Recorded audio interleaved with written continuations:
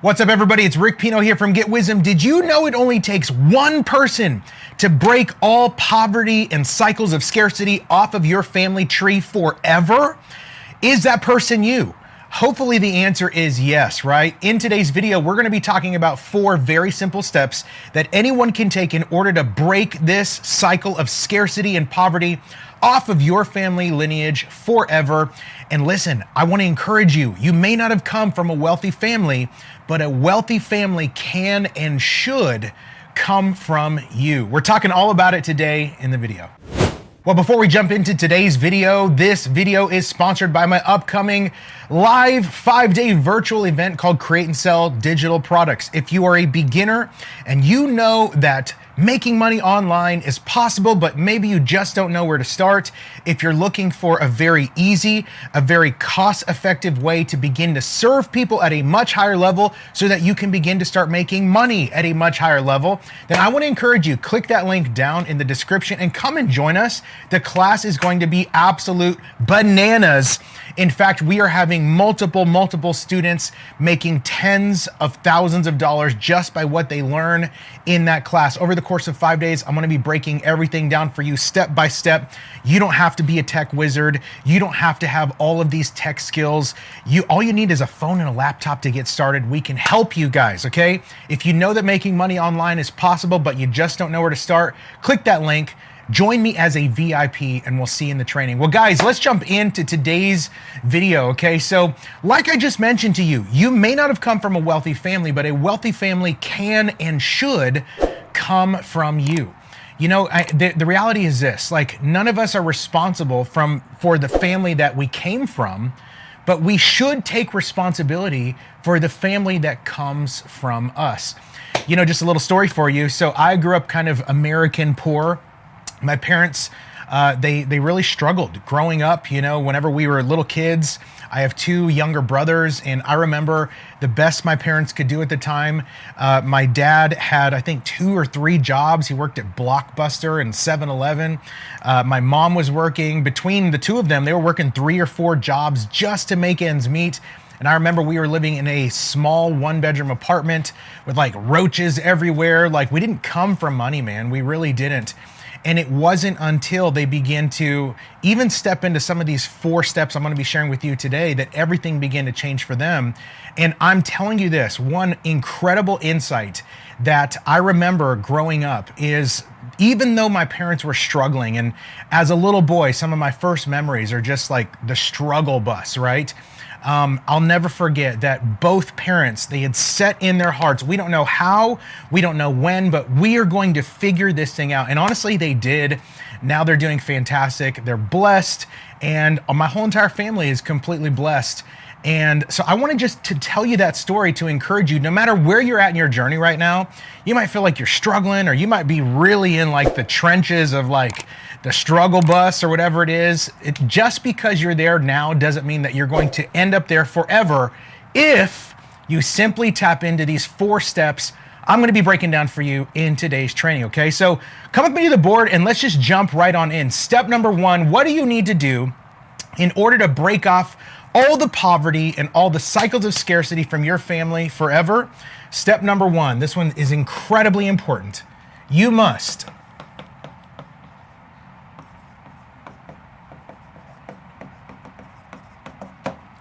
You've got to get your belief right, man. And the way I like to say it is you've got to get your belief around God's desire for you to prosper. You have to get that belief right. Because the punchline is this: if you don't believe that becoming a millionaire is possible, you're going to have a very, very hard time becoming a millionaire. If you don't believe that thriving and flourishing in your finances is possible, then you're going to have a really hard time to thrive and flourish in your finances. In fact, it was Mark chapter 9 where Jesus said, if you can believe, then all things will be possible. And, you know, there's a lot of people who like to say like, all things are possible to him who believes. Yes, that's true. But don't forget the first part of that verse where it says, if you can believe, then all things will be possible. You have got to get your belief right, man. Before you can step into financial abundance, you need to settle one thing in your heart. And that one thing is this: God desires to see you prosper. God desires to see you prosper. He desires to see you flourish. And one of the reasons why so many people stay broke, they stay in scarcity, cycles of scarcity, generation after generation, they stay in lack, is because they have conflicting internal beliefs around the idea, does God actually want me to be blessed? Does God actually want me to flourish? And because they're more conflicted than they are convicted around this idea, unfortunately, it keeps them broke, man. It keeps them struggling. And the saddest part is it doesn't just keep them broke. It doesn't just keep them struggling. It keeps their children and their children's children broke and struggling because they don't have the belief that God desires to see me prosper. Too many people carry a mindset that equates poverty to holiness, as if struggling financially is somehow righteous. Newsflash, it's not, okay? It is not. You're not more righteous if you have less.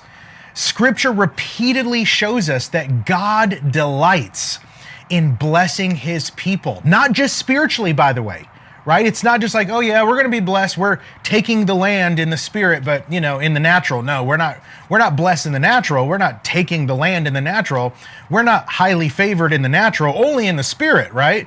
Like, guys, this is religious, broke, like, it's terrible thinking. We need to get our belief system right? So Scripture repeatedly shows us that God delights in blessing his people, not just spiritually, but in every area of your life, including your finances, right? The moment you believe this truth, you stop making excuses for lack and you start positioning yourself for growth. What does that mean? You see, so many people, whenever they're in that cycle of scarcity, they're like fighting for all their limitations, right? Like, oh, we've always been broke and oh, we'll never be able to get ahead. Like, why are you fighting for your limitations? Why are you making excuses for the lack, right? Like, do you believe that God desires for you to just be on the struggle bus your whole entire life, but while the whole time you're like, oh, we're blessed and highly favored? Serious? Like, if an unbeliever were to look at your financial life, would that alone be enough for them to want to give their life to God just by saying, wow, if I could just tap into some of that, whatever this guy or this gal is doing, they're a son or a daughter of the living God? Like, that alone. And of course, please hear me, this isn't everything. Finances isn't everything.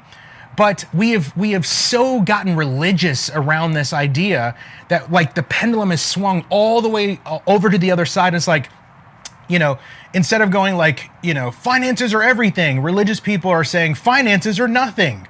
Like, neither of those is right? Like, to say that finances is everything and finances is nothing, both of those are the wrong answer on the extreme sides of the spectrum. I believe that God desires to bless his sons and daughters because he's a good father and he wants us to flourish and he wants us to prosper. And when the unbeliever looks at his people, as a father, as a mother, wouldn't you want, like, to show your kids off? Like, I'm so proud of him. I'm so proud of her. Look at that. Like on Easter Sunday when their hair is all combed nice and they have their nice little jacket on or whatever it is. Like, I'm so proud of them. And you're taking pictures and everything. That's how our Father is. But he's a million times better than that, right? He desires to bless us and to lavish us. Friends, if you don't get your belief right around the idea that God desires for you to prosper, that God desires for you to be blessed, it's going to be very, very hard for you to prosper and to be blessed. And unfortunately, if you don't get this part right, unfortunately, this doesn't just affect you. It will continue to affect your children and your children's children. But it's time to break those cycles of scarcity and those patterns of poverty. Okay, so get your belief right, guys. If you're ready for number 2, drop a 2 in the comments, okay? So now that our belief system is right, what do you got to do next? The second thing you got to do is you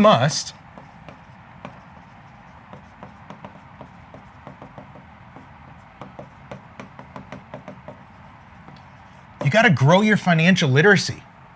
You got to start learning the game of how money works. Think about it like this. Like, let's say you were to be invited to play a baseball game and someone's like, yo, let's play a baseball game together. And you're like, okay, cool. But you know nothing about baseball. You don't know any of the rules, right? And so you're just going into it blind. Are you going to be able to win at the game if you don't know the rules? If someone asks you to play checkers with them or chess with them, but you don't understand the rules of the game, are you going to be able to win the game?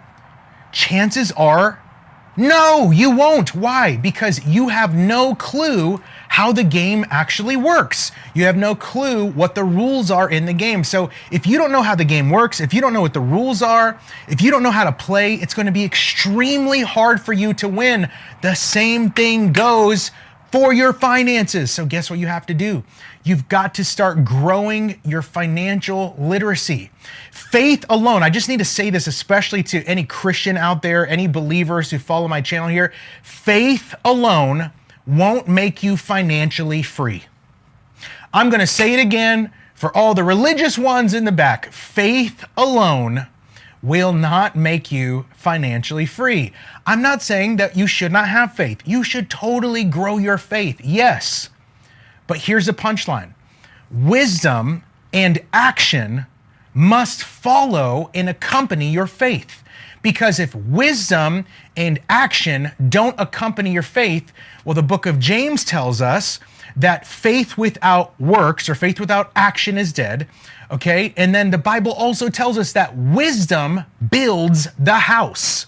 So if you have the desire to build your house of finances, you can't just stand on faith alone, brother, right? You've got to have faith, and with that faith, accompany it with wisdom and action. Grow your financial literacy. Learn the rules of the game. Start studying how money actually works. Start studying business. Start taking marketing courses, sales courses. Start understanding the day and age that we live in 2025 and beyond, so that you can learn the game and you can get into the game and you can start winning at the game, man. If you don't grow your financial literacy, you're just literally a sitting duck out there, and it's going to be impossible for you to win at finances. So you've got to start growing your financial literacy. The Bible says that wisdom is more valuable than gold, which means financial literacy is a form of wealth in itself. Woo, what? That's right. See, wealth is not just, I have a bunch of money. Wealth is resource. Wealth is wisdom, right? Wealth is the ability to be able to serve others at a higher level. It's not just what we can acquire, right? And how are you going to have all of this wealth if you don't even know the rules of the game? If you don't even know how the game works? See, most people, the only understanding of how the game works is, I'm going to go to school, I'm going to go to college, and then I'm going to go get a job, and then hopefully I'll climb the corporate ladder for 30, 40, 50 years, and then maybe whenever I'm old, I'll be able to retire. Like, that's their understanding of the game. But guys, there's levels to the game. There's way different ways that you could play it so that you can win the game faster, right? If you want to make and manage and multiply your money well, you need to learn how money actually works, okay? Educate yourself about business, about real estate, or whatever area you feel called to. Begin to educate yourself in that, because when you do, you start learning the rules of the game, you start learning how the game works, then you can get in the game and start winning. God will bless what you steward well, but ignorance leads to waste. I'm going to say that one again. God will bless what you steward well, but ignorance leads to waste. Okay, that's a proverb from your Uncle Ricky P right here. Okay, like, don't ask God to bless your finances if you're not even stewarding them well. Well, we're doing our best. We're working hard. Working hard is awesome, but working hard alone is not going to make you wealthy. You've got to do this, man. You've got to grow your financial literacy. Because when you understand the rules of the game, you can begin to play the game better. You can steward your finances better. You can grow them. Like I said earlier, you can make the money better. You can manage it better. You can multiply it better. And when you become a good steward, God will bless. Don't just leave all this up to faith, right? Like, I'm just standing in faith and hopefully one day God's going to poof $1 million into my bank account. Woohoo. That's how most people think. Most Christians think like that, and it's a complete religious, false mindset to have, okay? God will bless what you steward well, but ignorance leads to waste. If you're ready for number 3 on how to break this cycle of scarcity off of your family forever, drop a 3 in the chats right now. Come with me to the board. So what's the third thing, okay? First thing, you got to get your belief right. Second thing, you got to grow your financial literacy. Number 3, okay? You must change your state. What does that mean? What does it mean to change your state? Listen, so many people, okay, they are under the state of disempowerment and disability. Oh, I'll never be able to do that. And oh man, there's too much to learn. You know, Rick's talking about we have to grow our financial literacy. That's too hard, right? But listen, when you begin to change your state from disability and unempowerment, and you change your state to empowerment and ability, you begin to tap in to more favor when it comes to your finances.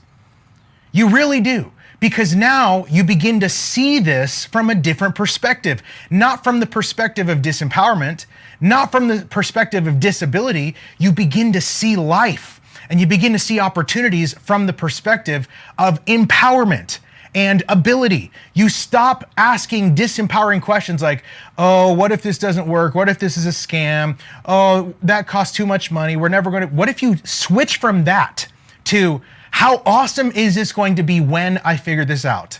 How awesome is this going to be when I become the person it takes to give my family the life that they desire and they deserve? I can do this. I can figure this out. This is going to work or it's going to work. Either one, I'm good with both, but this is going to happen. When you change your state from disempowerment and disability to empowerment and ability, everything changes. Your circumstances may have told you that you're limited, but that's not the truth. You are not defined by what family you come from. You're not defined by your past. You're not defined by your mistakes. You're not even defined by your current struggles.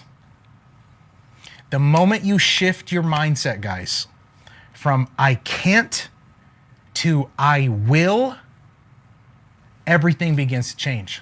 Listen, God has given you gifts. He's given you ideas. He's given you talents. He's given you abilities.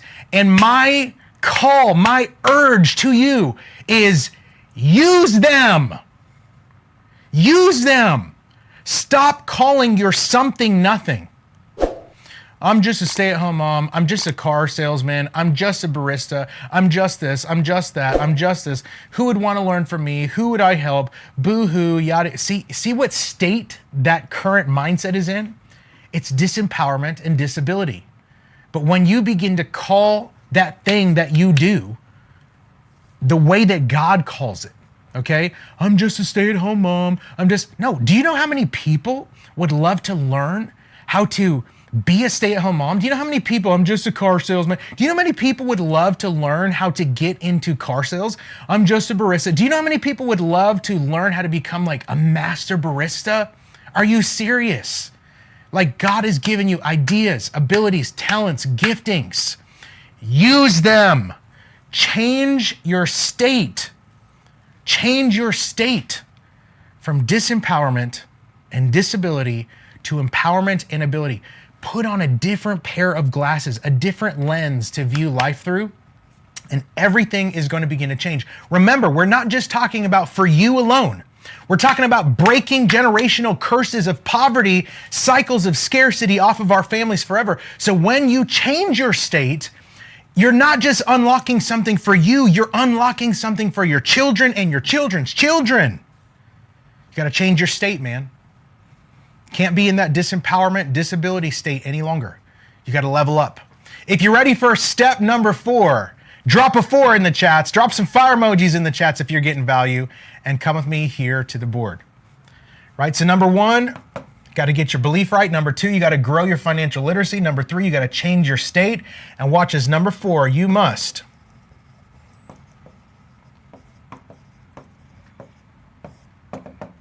change your status. What does that mean?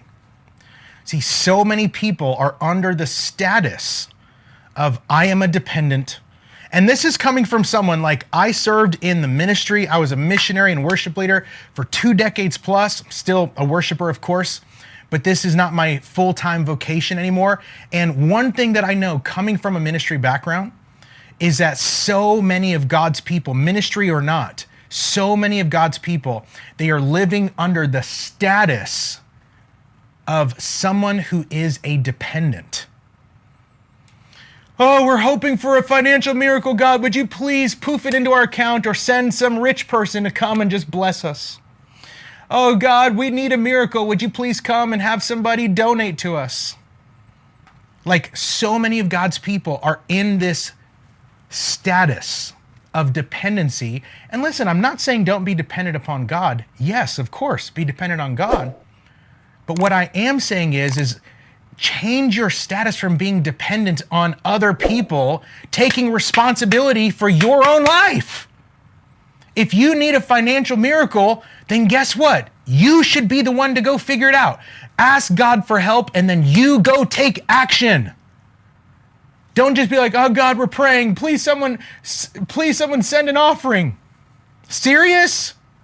Like what happened to you being the head and not the tail? What happened to you being the lender and not the borrower? What happened to you being a source of blessing instead of just someone who receives blessings? Like, I can't get by unless someone blesses me. Serious? That's like the cripple on the side of the road that is like, oh, Son of David, have mercy. And Jesus is like, serious? Like, take up your mat and walk. Like, why are you in this disabled status? Oh, I can't do it. Or what about like, the man at the pool of Bethesda? Like, hey, don't you want to be healed? Oh, I don't have anyone to take me to the pool. I've been here for 20 years. I've been here for 40 years. No one can pick me up. I don't have any. Like, serious? It's not about the actual disability in your status. It's the status of the mindset that is a dependent. Oh, I can't do anything unless somebody else picks me up. And because no one wants to pick me up, I can't go to the pool. I can't make the stirring of the waters and I'll never be healed. Boo-hoo. Get out of that mindset, man. Change your status from being dependent on others to becoming the one who gives generously. Guys, this is exactly how it changed for my wife and I. We literally would host these gigantic events and they would cost $200, $300, $400, $500,000, like massive events. And I wasn't from like a big movement. I didn't have the financial backing of some sugar daddy or sugar mama in my corner. Like we were out there on faith, right? And listen, God will meet you at your faith. But the problem is that so many people, they're just asking God for enough. And God meets you with just enough, but most people don't know the God of more than enough because they're not adding wisdom and action to their faith. They're just sitting there as beggars. Oh, please, God. And God, being the good father he is like, well, I'll meet you here. Well, how come we're not abundantly blessed? We just barely have enough. All we're living off of is manna. At least back in Egypt, we had like leeks and onions and meat. We had all this great food. I'm going back because all we get out here is just enough. And God's saying, yeah, because it's not my will for you to live off of the manna alone. My will is for you to actually add wisdom and action to your faith. Go learn how to slay some giants. Go learn how to take some fortified cities. Go take the promised land. Don't just sit out here in the wilderness. Oh God, hopefully we'll get some manna today. Serious? Guys, you got to change your status, man. Instead of just being dependent on other people, hopefully someone gives to me. Right? You can be the person who gives. The goal isn't just to escape financial struggle, by the way. The goal is to reach a place where you can bless others abundantly. I'm not just talking about, whoo, finally we paid our bills this month, thank God. That's cool, but that's just manna, dude. That's just manna. That's just enough. I'm talking about to where you have more than enough and you can pay other people's bills for them. You can be the blessing. You could be the one who gives. You could be the head and not the tail. You could be the lender and not the borrower. See what I'm saying here? But in order to do that, in order to step into that, you must break free from a dependency mindset. You must break free from a dependency mindset. Hopefully somebody will give to me. Hopefully someone will pick me up and take me to the stirring of the waters. Nope. You pick up your mat and you walk.